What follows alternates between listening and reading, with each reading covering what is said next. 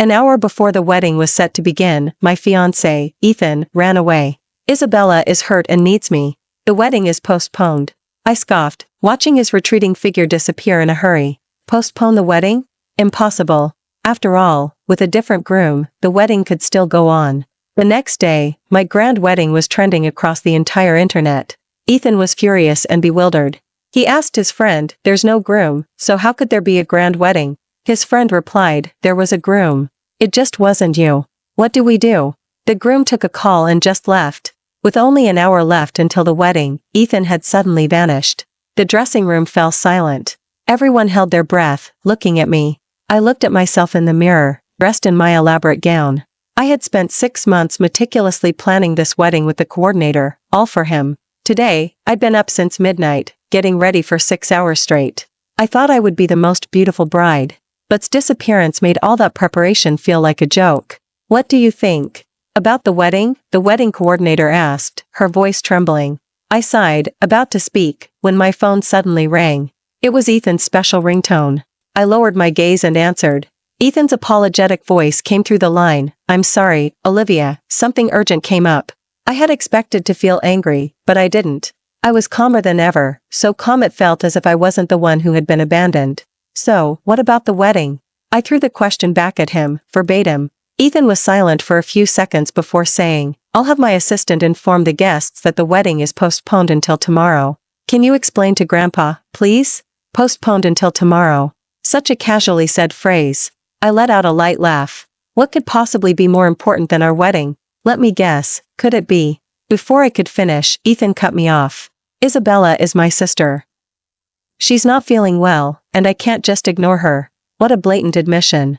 But really, does a sister usually have so many rumors flying around about her and her brother? She cries out in fear, and he drops a multi-million-dollar deal to be with her. She says a ring is pretty, and he makes his fiancée hand over her engagement ring. She gets a headache, and he abandons his fiancée mid-wedding gown fitting to take her to the hospital. And now, for her, he's even willing to postpone our wedding. This isn't a sister. This is clearly the apple of his eye. I, his fiancée, have become nothing but an obstacle to them being together. It was truly pitiful. My smile slowly faded. "In your heart, I'll never be a priority, will I?" Ethan subconsciously tried to deny it. "That's not." But for some reason, his words trailed off. Silence hung between us. I never got an explanation from Ethan. I also didn't tell Ethan that I had received a text message last night. "Olivia, this is Isabella. I won't wish you a happy wedding, because tomorrow's ceremony won't go smoothly. Ethan and I are the best of childhood sweethearts. As long as I'm hurt, he'll never ignore me, even on your wedding day. Let's make a bet. If I win, you cancel the wedding." I was well aware of Isabella's tactics, but I hadn't taken them seriously until now. All I ever cared about was Ethan's attitude. One oversight, I chose to forgive. 2 deviations, I started to doubt. But as the scales of his choices continually tipped towards Isabella, I finally saw through his indulgence of this childhood sweetheart, and his coldness towards me. I had lost, utterly. My eyes were a little red, but I fiercely held back my tears. Fortunately, it wasn't too late. Let's just end it completely today. End these 3 years of daily suspicion, end these days of being repeatedly abandoned. I let out a long breath. "Ethan, our engagement is over, let's break up." In our 3 years together, I had never once thrown a diva attitude. The entire city's elite circles knew that I was madly in love with Ethan. So much so that I carefully reined in my emotions, afraid to get angry, afraid to suggest breaking up. No matter how many times I received the silent treatment, or how many times I was abandoned, I was always the one who ended up apologizing. Fearing he wouldn't accept my apology, I would cling to him like a fawning puppy, wagging my tail to appease him. So, when I said the words "break up," Ethan was silent for a few seconds. When he spoke again, his voice carried a thinly veiled anger that he couldn't hide. "I admit I shouldn't have left before the wedding, and I can understand you're upset. But you shouldn't joke about canceling the wedding." Even over the phone, I could picture the expression on his face as he said those words. His brows were tightly furrowed, his thin lips pressed together, and his eyes burned with an angry fire. Usually, I would have apologized and agreed to his suggestion of postponing the wedding until tomorrow. But now, I only felt a profound sense of absurdity. Even now, he didn't think he had done anything wrong. He actually believed I was joking. "Isabella is hurt and needs surgery, I have to be with her." You're a reasonable girl. Ethan's voice rang out again. Each word struck my heart like a heavy stone. Don't be childish, okay? If tomorrow doesn't work for you, then we'll just postpone it for now. I'll come back and marry you after Isabella's surgery. There wasn't a trace of affection in his words. His tone was as unyielding and businesslike as if he were closing a merger deal. No, it was more like charity. I didn't answer.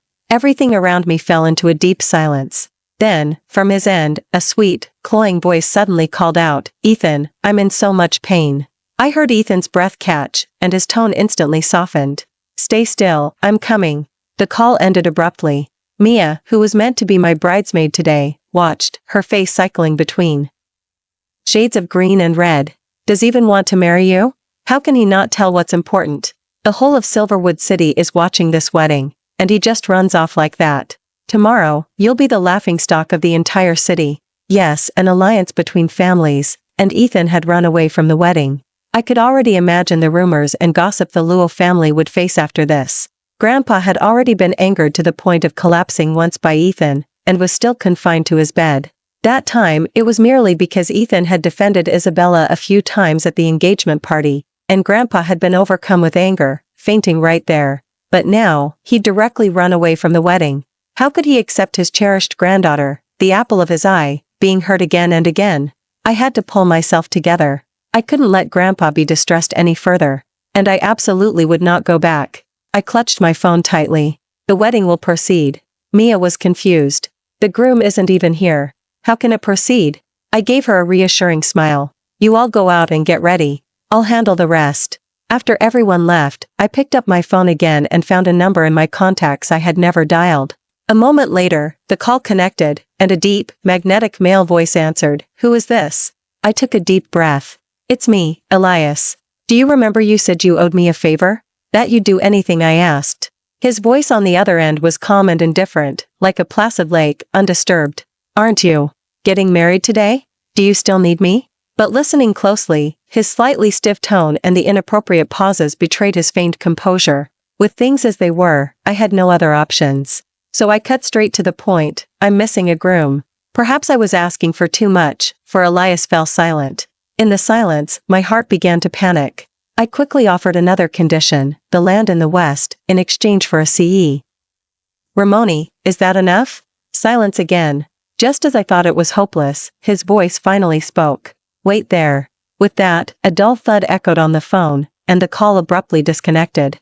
On the plane, Elias hung up the phone and instructed his assistant, have the plane turn around immediately. 11:58 a.m. The wedding ceremony began. In the ballroom, the lights suddenly dimmed. The heavy doors before me were slowly pushed open. The venue was decorated romantically and beautifully. Soft drapery floated in midair, adorned with gently curving fairy lights, resembling a sky full of stars, yet as dazzling as fireflies. I slowly walked down the aisle. The end of the aisle was empty. The bride had appeared, but the groom was nowhere in sight. The guests below looked on, clearly amused. I heard the groom ran away. Olivia is going to have the wedding alone. How embarrassing. How could the Luo family raise such a useless girl? I heard Grandpa wasn't actually suffering a recurring ailment recently. He was so angered by that Ethan from the Pei family that he collapsed. And even after all that, Olivia is still determined to marry him. Tisk, well, Olivia deserves what she gets now. I couldn't refute these taunts. After all, ending up in this situation truly was my own fault. Just as the mocking grew louder, the heavy doors opened again. A man in an impeccably tailored, custom-made suit strode in. His coattails flared, as if a storm had swept in, his powerful aura intimidating enough to make people avert their gaze. The softened lighting made his normally cold face appear surprisingly gentle. To everyone's stunned surprise, the man walked directly up to me. Olivia, I've come to marry you. The guests below all widened their eyes, whispering amongst themselves. Who is that? You don't know him? That's Elias, CEO of the Elias.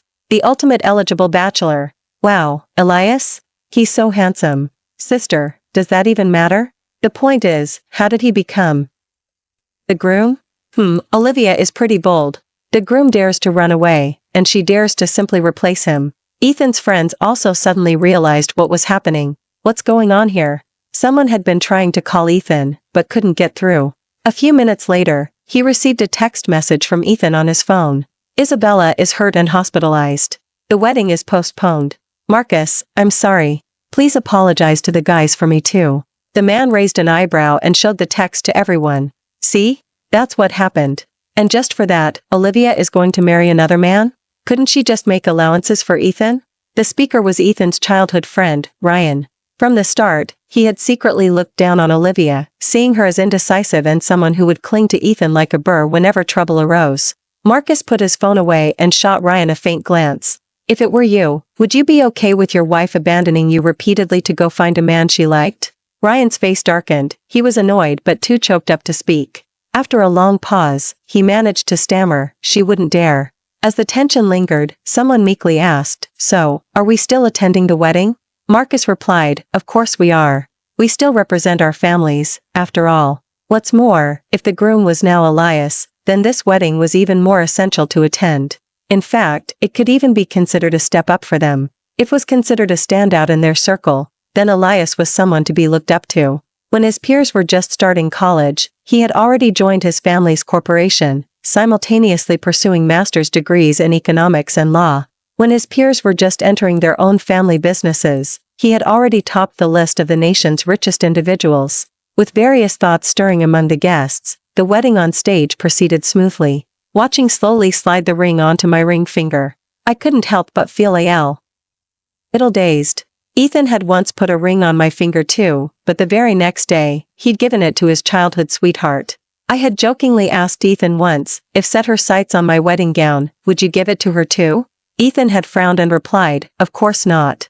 Your wedding gown was custom made for you, she couldn't wear it. I pressed on, what if she set her sights on you? What had Ethan's answer been back then? What, having second thoughts? Elias's voice, neither warm nor cold, sounded above me, and I snapped back to reality. It was my turn to put the ring on him. I glanced again at the wedding band on my ring finger, then looked up at the man. His cool eyes were like still water, with unreadable emotion swirling in their deep depths. It was the first time I truly felt this man's powerful aura. At this moment, there was no room for me to back out. I let out a shaky breath, took the ring, and placed it on his ring finger. Just as I was about to withdraw my hand, Elias firmly clasped it. Just then, the officiant's voice boomed at an inopportune moment. Okay, the groom may now kiss the bride. My heart tightened. I had only asked Elias to play a part in a charade with me. There was no need for it to be this realistic. Besides, rumor had it he wasn't interested in women. This kiss might even be his first. My expression became troubled. Perhaps we could. But before I could suggest skipping this part, Elias leaned down, his cool lips met mine.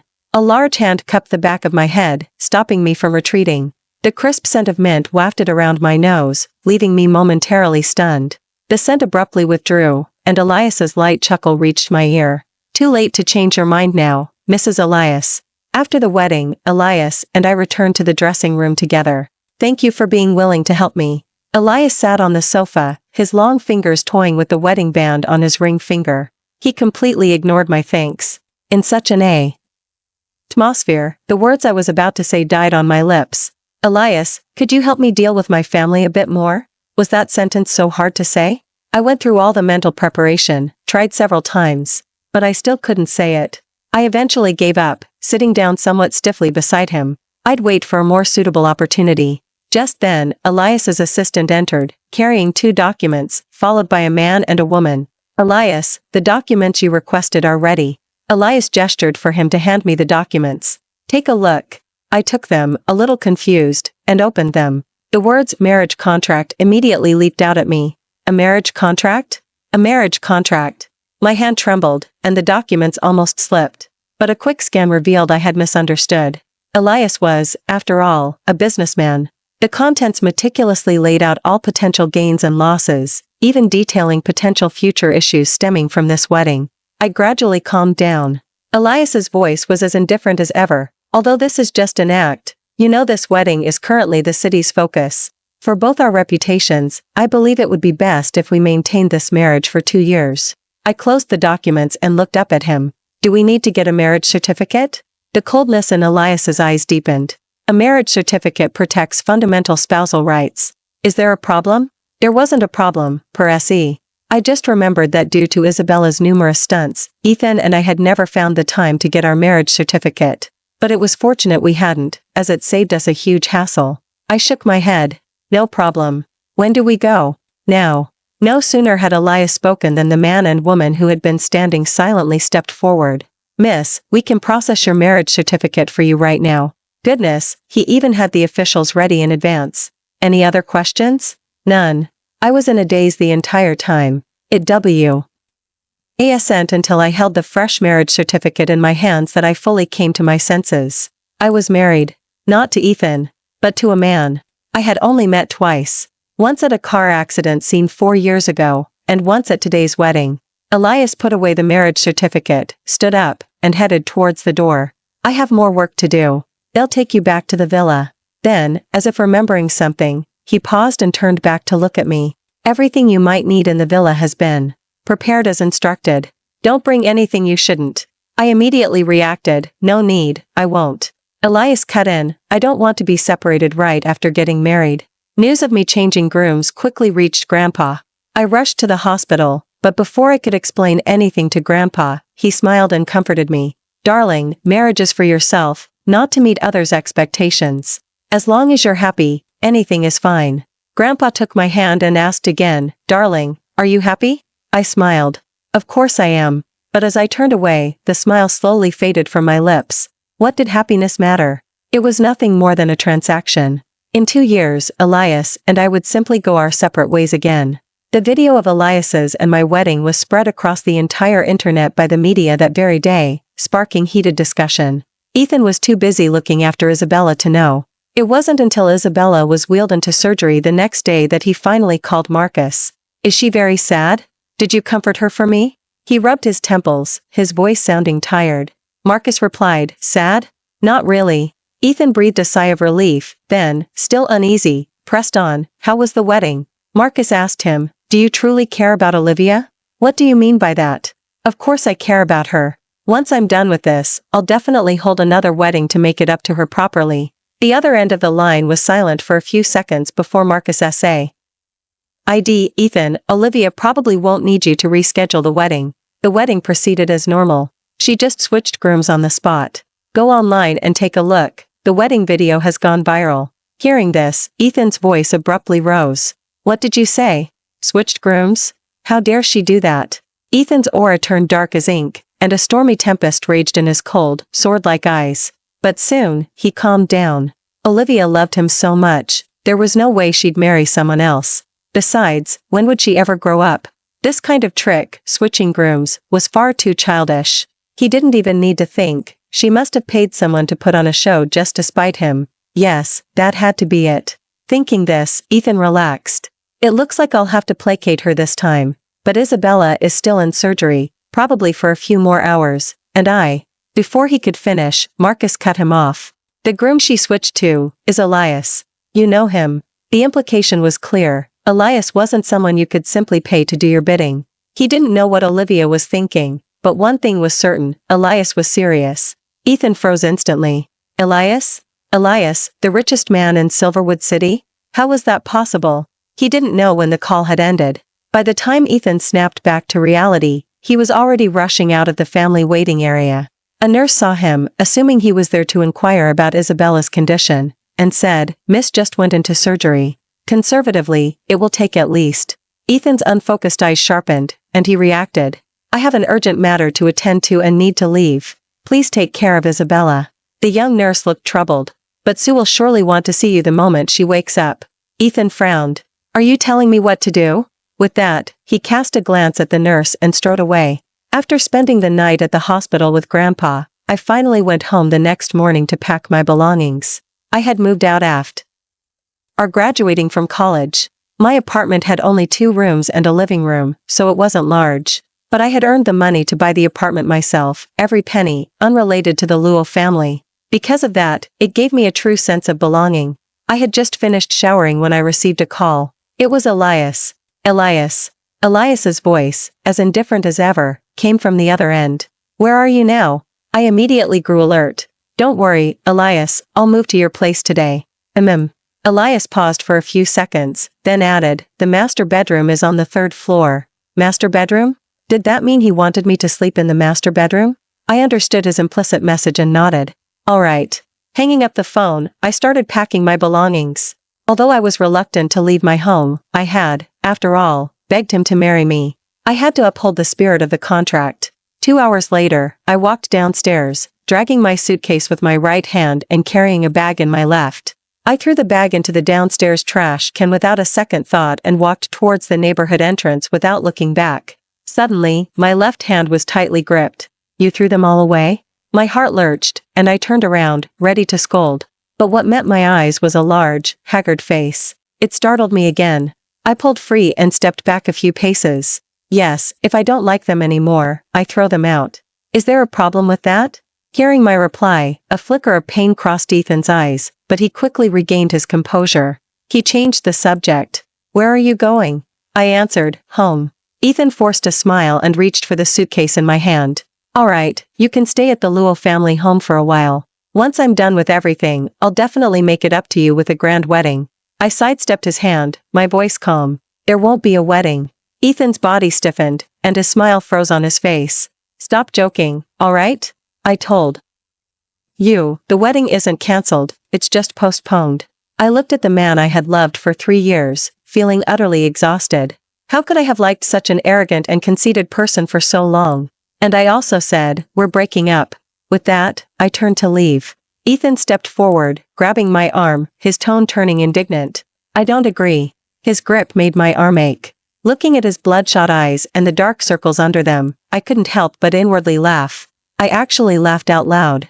"Don't agree? What right do you have not to agree? You abandoned me time and again for Isabella, you ran away from our wedding, and you were the first to betray our vows. What, you think I'm obligated to wait here for you, do you? Ethan, ask yourself first, are you worthy?" Elias was genuinely busy. I hadn't even seen a glimpse of him in the few days I'd been living in the villa. But being alone suited me just fine. That evening, I was leisurely video chatting with Mia from my bed.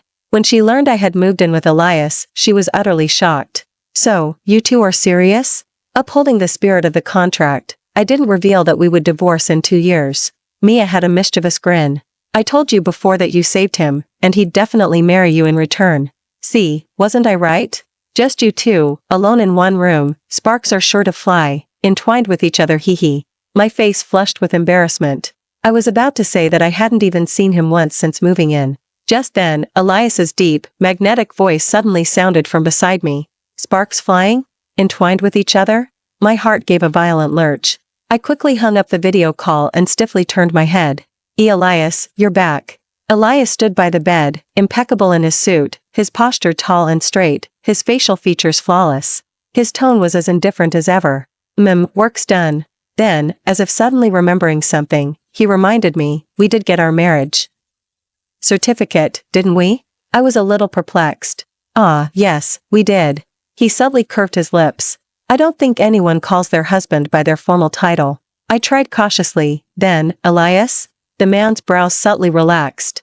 He tidied his luggage and put it in the walk-in closet, then entered the bathroom. It wasn't until the sound of water running started that I realized something was off. He was taking a shower? He was sleeping in this room too. The warm lamplight enveloped me, and my heart hammered in my chest. Mia's words, "just you two, alone in one room, sparks are sure to fly," echoed in my mind. Although the marriage was fake, the marriage certificate was real, and had just specifically emphasized his status as my husband. By the looks of it, he was going to. Just as my mind raced, the bathroom door opened. Elias emerged, wrapped in a bathrobe. His hair was still wet, water droplets trailing from the ends, down his chest, over his abs, disappearing into his sensitive areas. My face flushed, and I turned my head. "Why did you come out like that?" Elias said calmly, "I forgot to get my pajamas." Then, he added, "I called you earlier, but you didn't answer."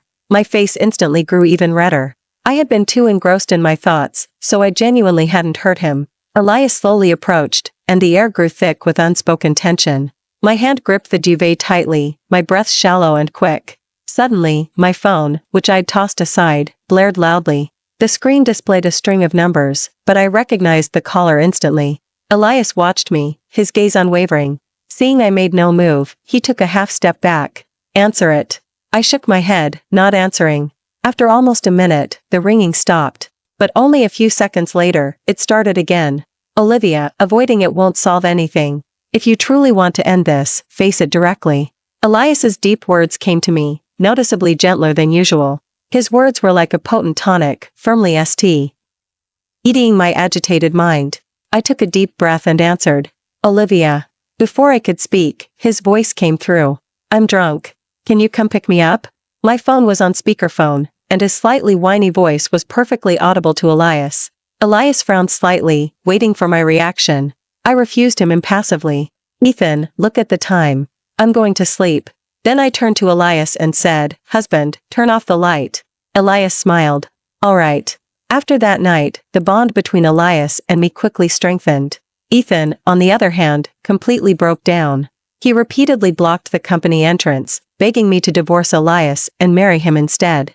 I just found it amusing. Ethan, you really do manage to astound me. Ethan looked at me, his eyes brimming with such intense affection it almost spilled over. Olivia, I love you. With that, tears began to stream down his face. In the past, I would have softened. But now, my heart was completely unmoved. Because now I understood. If someone in love makes you lose yourself and lose your dignity, then that person is simply not worth your love. I averted my gaze and left without looking back, leaving only one sentence behind. That kind of devotion, even a dog would turn its nose up at it. Back home, I told Elias about it. Elias said nothing, but he gained a new role, my driver. The next day, I heard some explosive news from Mia. Ethan got beaten up. I paused, then typed a reply, how badly? Mia, seems quite serious. I have a video from the scene, take a look. The video was sent quickly. I opened it. Accompanied by heavily conspiratorial voiceover, a man was seen drinking sullenly under shaky camera footage. I heard this guy's fiancé ran off with someone else. Look, he's here drinking away his sorrows alone. That man was Ethan. After a few drinks, he confidently declared to the person next to him, Olivia will definitely come back to me. But he quickly deflated. But I've stooped so low, why won't she come back? Doesn't she worry I'll really leave her? The person next to him silently patted his back. Ethan slammed his glass down. She's just a pushover. How dare she treat me like this? The hand patting his back froze. Ethan tried to say more, but was yanked up by a sudden force. Before he could react, a punch landed on his face. His lip instantly split. He fell to the ground, looking up at the newcomer. Elias. He let out a low laugh. What, you just found out today that Olivia is my pushover? Or are you lacking confidence? It seems you know she doesn't love you either. Elias sneered, his demeanor completely composed. I should actually thank you.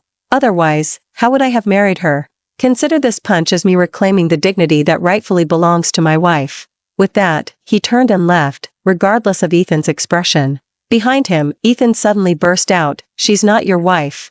With that, he charged at Elias. The two men wrestled, and the scene quickly descended into chaos. The video cut off abruptly. My face was reflected on the dark phone screen. A teardrop glistened on my cheek. I gently brushed it away with my hand. Oh, it wasn't water. It was tears. I was crying. But why would I be crying? I didn't tell Elias I had seen the video of him fighting. I wasn't sure if it was gratitude, or a feeling of unease. I started showering Elias with various attentions. As had said, I really was a pushover, just for a different person now. Ethan quickly noticed the change. That day, after dinner, we were strolling. We were taking a leisurely stroll in the park, the air fragrant with flowers. Elias looked at the distant sunset and slowly said, Olivia, you don't have to deliberately try to please me. I stopped walking and subconsciously apologized, I'm sorry. Elias also stopped, frowning as he looked at me. Why are you apologizing? Seeing me lower my head in silence, he sighed softly. What I mean is, you don't need to deliberately try to please me. Your authentic self is more than enough to captivate me. The real you is irreplaceable. Just like this sunset, it never deliberately chases after anyone, but simply radiates its beauty to the fullest, capturing countless eyes. I looked up, my eyes slightly red, meeting his gaze. In his eyes, I saw sincerity and love.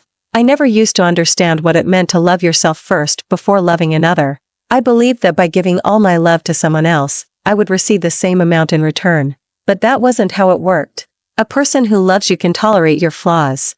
Someone who doesn't love you will find fault even with your breathing. Loving yourself first simply means learning to love yourself, making yourself whole and strong. Only then can the love we give to others be healthier and more enduring. Elias reached out and brushed away the tear on my cheek. Don't cry anymore, sweetheart, you'll ruin your beautiful face. I smiled. So, if you saw me looking ugly, would I still captivate you? Elias took my hand. Mrs. Elias, I've already seen you at your most disheveled. 4 years ago, when we first met. I walked forward with him, matching his pace.